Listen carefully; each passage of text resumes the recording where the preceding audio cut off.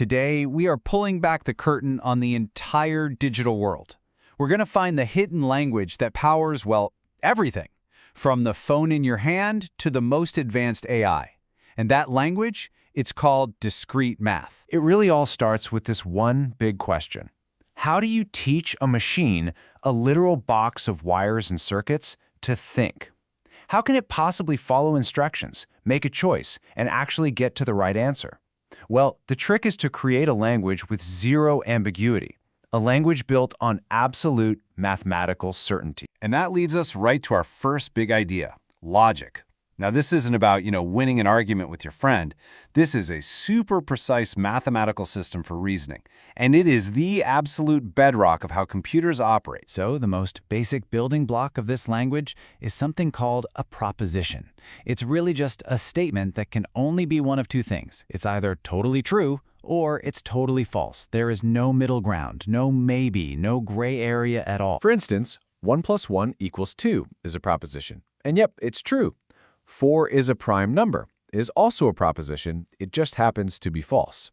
But something like a question, is the weather nice today? Or a command, study hard, well, those can't be true or false, right? So they're simply not propositions. Here's a great way to think about it. Propositions are like the atoms of truth. They're the smallest, most basic, unbreakable pieces of information.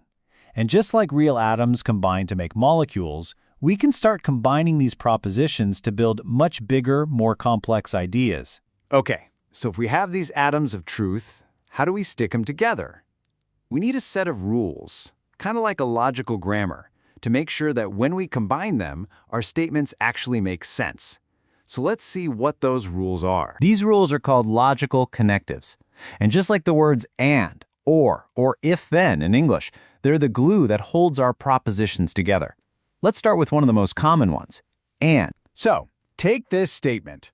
The weather is nice and the football match is attractive. Now, for that whole statement to be true, what has to happen? Well, the weather actually has to be nice and the match has to be attractive. If even one of those things is false, the whole statement just falls apart. And this is how we formalize that idea, with what's called a truth table. It maps out every single possibility. And notice, the combined statement P and Q is only true in that one single case at the bottom, when both P and Q are true by themselves. That's the strict, predictable rule of AND. And that predictability is exactly what makes it so perfect for a machine. Okay, next up is the super important if-then connective. Think of this one like a promise. For instance, if the weather is nice, then I will go for a walk. The only way I can break that promise, the only way that statement is false, is if the weather is nice, but I don't go for a walk. In every other situation, the promise is technically still kept, so the statement is considered true. All right, so we have our atoms of truth, our propositions, and we have the rules to connect them. Now we can start building something really, really powerful. A valid, airtight logical argument. And we do this using what are called rules of inference. You can think of these like blueprints for building a perfect argument. They give you a guaranteed path from your starting facts, or premises, straight to a valid conclusion. One of the most famous of these rules is modus ponens, and it's actually beautifully simple. So, step 1, we start with our if-then promise. If P is true, then Q has to be true. Step 2, we learn that P is, in fact, true. Well, then the conclusion is inescapable. Q must also be true. The classic example just makes this crystal clear. Premise 1, all men are mortal, which is another way of saying if someone is a man, then they are mortal. Premise 2, Socrates is a man. So, what's the inevitable conclusion? Therefore, Socrates is mortal. That is a rock-solid, valid argument, all thanks to modus ponens. So, building one perfect argument is pretty powerful. But computers don't just solve one problem, do they? They operate at a massive, massive scale.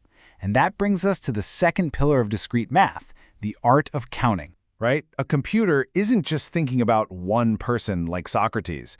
It's dealing with billions of data points, millions of users, endless combinations of things. How in the world do we manage that kind of scale? How do we count all the possibilities without just getting completely lost? So our first major tool for counting is the product rule. This is what you use when a task happens in separate stages, where one choice comes after another. If you have m options for the first stage and n options for the second, you just multiply them together to find the total number of combinations. Let's just apply that real quick. Imagine a company is building a new leadership team. They have 5 candidates for the director role, that's stage 1. And for the specialist role, they have 3 different candidates, that's stage 2. Using the product rule, we just multiply the options. 5 times 3 gives us 15 possible leadership pairs. Simple as that. It's a really clean way to map out all the possibilities. Now, our other basic tool is the sum rule. This one's different. It applies when you're making a single choice between 2 totally separate groups. The key word here is or. So if a university needs to pick just one student for an award, and they can choose from the 150 math majors or from the 120 computer science majors, you just add the 2 groups up. 150 plus 120 gives them a total pool of 270 students to choose from. So we've got logic for structure, and we've got counting for scale. You might be thinking, okay, this is kind of neat, but what does it really have to do with my life?